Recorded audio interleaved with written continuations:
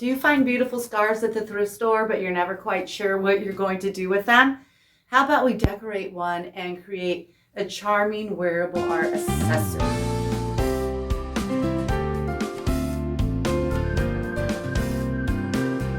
Thank you so much for joining me. If you haven't been here before, my name is Tracy, and this is a DIY upcycling channel.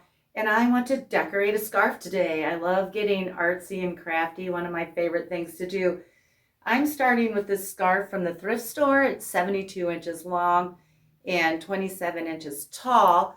And the rest of the things I use are going to be scraps. I keep a tub of thinner fabrics, thinner, colorful fabrics from shirts, dresses, scarves, things like that. I'll be using some of that and some other things. This duster is a tutorial. It's part of a whole entire outfit. I'll put that link down in my description.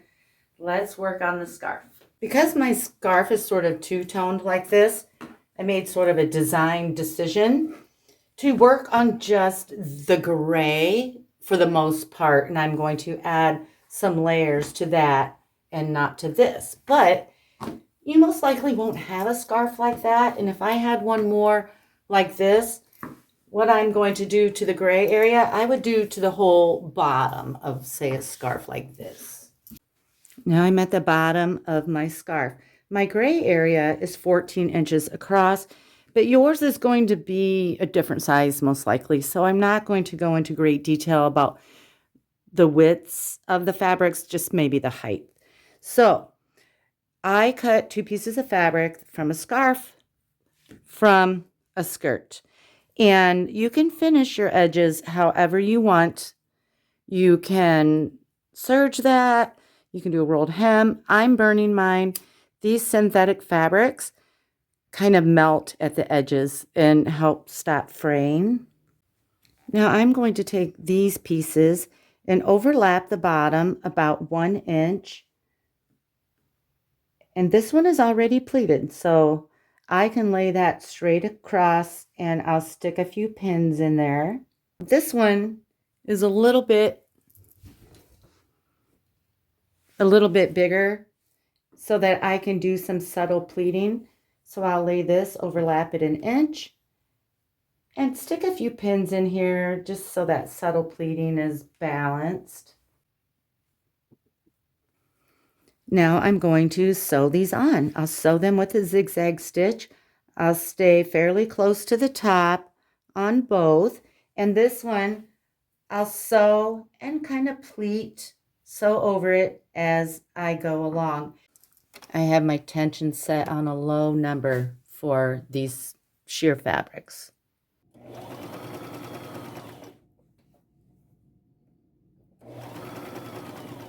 Now I have a piece of sort of a sheer shirt. It's 5 inches tall, and I will pin this about 2 inches above here. Again, pinning it so that some subtle pleating will be equally distributed. And then I have a beautiful piece from a dress. I've been hanging on to this for a long time. I think it's gorgeous. And again, longer than the gray. And I will pin this about 4 inches above this line here. And then I will sew them on. Pretty much everything's going to be a zigzag stitch. Now I'm going to work on this side for a bit. I have a piece of scarf here that is about 2¼ inches tall, and I want to lay it hiding this raw edge and seam, just covering it, and I'll stick a pin. And then I'm going to overlap this quite a bit. I'd say a good inch, 1¼ inch, and I'm going to pin right here. And I'm going to keep doing that all the way down to the end.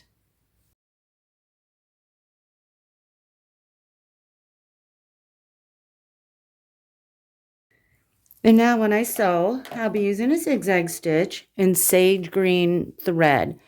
I will start sewing here and I'll come across and sew all along here and up. And then when I get all that sewn, I'm going to go across the top and sew that down as well. Now the last thing I want to do to these ruffles is add a doily. Now this one has been cut on. I used a piece for something else, and that's okay. Things do not have to be perfect. This is boho and upcycled, and you want it to look that way. So I'll center that the best I can. I probably won't even pin this one, and sew across here. That's what this side looks like. Now I'm going to work on the other side a little bit. I have a piece of fringe that looks like this. It was actually a lot longer and I cut it. And I think kind of that jagged fringe looks cool. It's about 3.5 inches wide. And I'm going to lay that over top of the bottom edge and sew that on. Now I have a scrap little piece of pink lace like this. I will sew it. This has been hemmed. I don't know if you can see that stitch line. I'm covering that stitch line.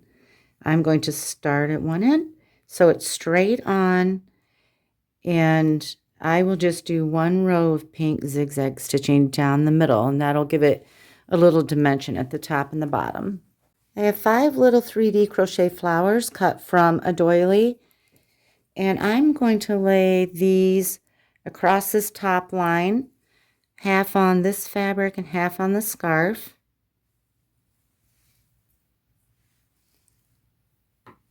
Balance them out, and I'll stick a pin in each one. Now I'm going to sew these on. I'm going to stay in the pink, and I'll just make a circular stitch. I won't try to go outside every little petal.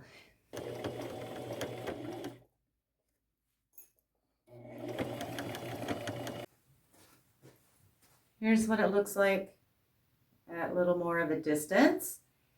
Now I have the corners here of the pink part of the scarf.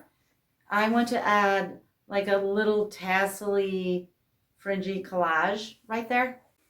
Okay, I have a little two clusters of 4 strips, and they both have a fabric strip, a green sort of lacy trim,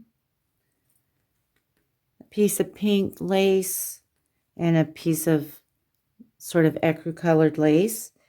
And what I'm going to do, so here's one corner and then I have another on the other side. I will take this little group and find the center about like that. And then I'm going to take it to my machine, lay it down on the corner, and as close to the top as I can, as long as I'm catching everything, sew a couple rows of zigzag stitching.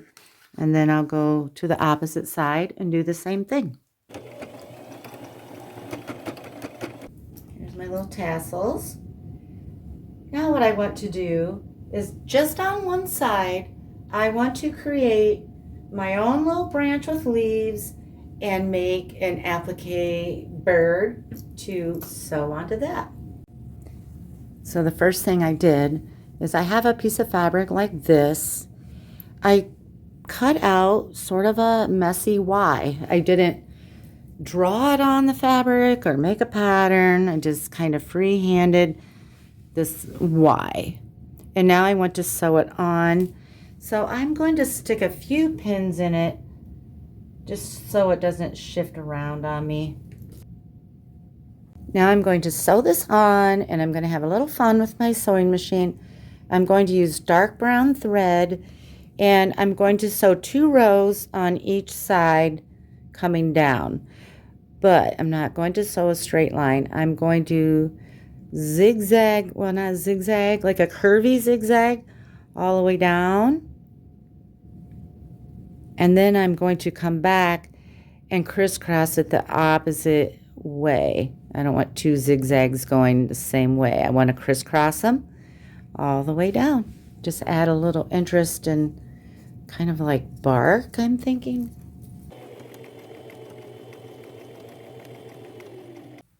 Okay, so I'm going to add some leaves to my branch, but first I want to make the bird, because once I sew that on, then I'll know exactly where I want the leaves to be. And I made most of the bird yesterday and I filmed it. So we're going to flash back to yesterday a little bit, and then I'll have a little bit more to do on it when we come back. First thing I have to do is draw a bird. And there's no way to really tell you how. You just have to use your artistic skills, or maybe somebody draws well. I like to look on Pinterest for pictures and sort of get an idea of what I want to make. So just a simple design about like that. Let's see how tall he is. About 6.5 inches tall, maybe all together 5.5 inch, 6 counting his beak. Now I'm just going to cut that out.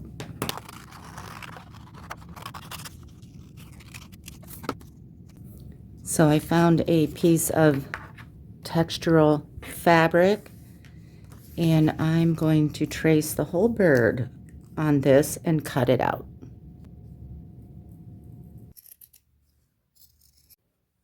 I'm gonna burn the edges on him too. I have this tweed fabric, but I actually like this side better for the bird. So I'm going to trace part of him, not the whole thing.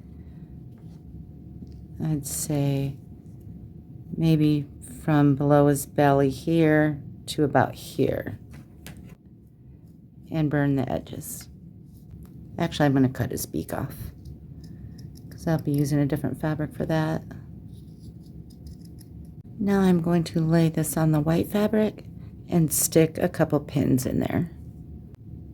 Now I'm just going through my scraps, and I'm just freehanding little pieces, and if they're not quite right, I just trim them. I'm not doing any tracing or drawing, anything like that. So I have a piece like this for the tail feather, piece like this for the back wing. Now I have a wing here. I'm going to put that closer up towards the head. And then a little something there.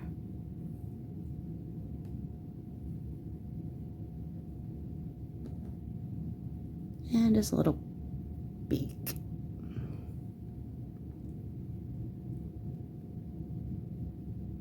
And I'm going to pin those on, just a couple pins in each one probably. Now I'm going to go sit down for the evening and just do some decorative stitching on him. I'm going to start with the wing, and I'm going to use white embroidery thread, off-white. I have a knot down at the bottom. It's just singled.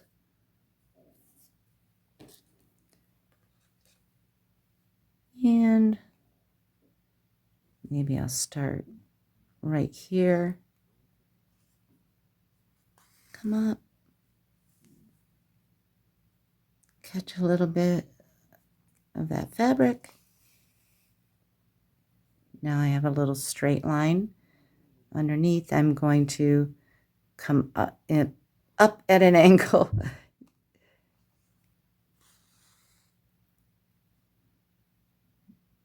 And straight back down. And I'll keep doing that all the way around the wing. Just because it's so dark, I want that noticeable. Now, more delicate areas, like his beak, I may possibly pull my embroidery threads apart and maybe use like half because that'll be thinner. I'll just feel it out as I go, and I may do some simple dashes and decorative stitching, sew a little black bead for an eye, but I'll show you what that looks like. It'll probably be done when I show it to you because I'm going to relax on the couch and sew this. Okay, here's what I have so far. I added a couple more little pieces in the middle of the wings there. And I have a few videos on slow stitching that I go into a lot more detail. And I'll link a really good one down in the description for you. But now I want to sew him onto the scarf.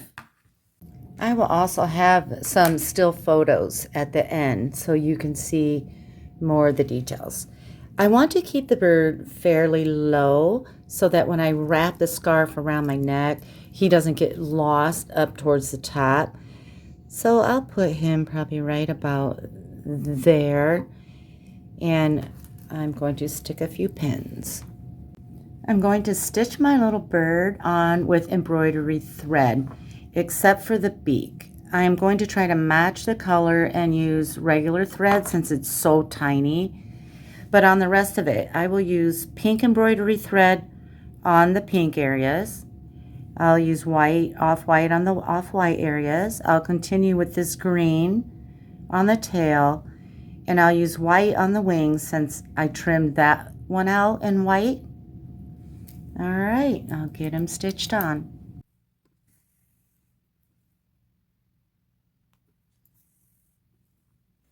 Okay, I have the bird sewn on. Tweed probably is not the best fabric to embroider because it's so loose at the end. You might want some medium weight interfacing or a different fabric.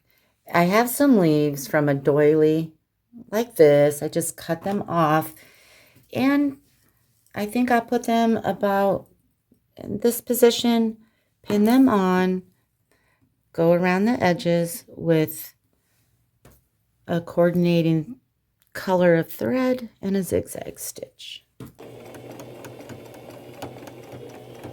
All done. Such a fun project. The possibilities are infinite. I'm going to have to bring it in closer so you can see these details. And then I'll do a few still photos so you can do a screenshot if you want. Thank you so much for watching.